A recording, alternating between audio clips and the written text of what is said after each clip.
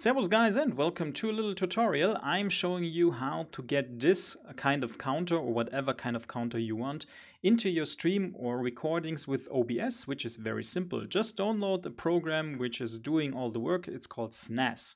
So you can Google it or just use my link below. And SNAS is, well, a very simple program which is offering you a lot of different countdowns to certain time events, to dates or whatever, a downwards timer, an upwards timer. So everything you want can be done in here.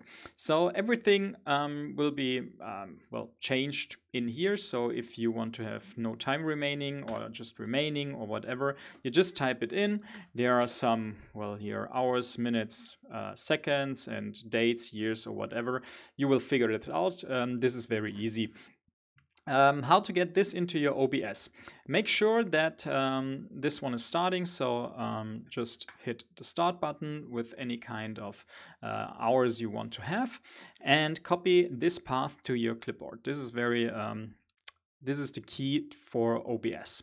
So now get your OBS, and well, it's a German version, but still should be the same in English. You get to add something and say, okay, you want to add text.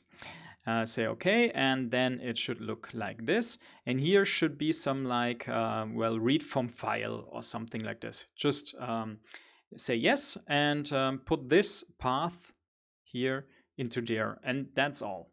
So now you can, do something in color or whatever, doesn't matter. Now it's in your OBS and you can do whatever you want with it in OBS. So this is quite nice, and for every timer there's a certain txt file that you should use for the certain timer. And well, this is all about having up counts, down counts, or whatever timers, which is this program is very useful, and it's absolutely free. So have fun with it.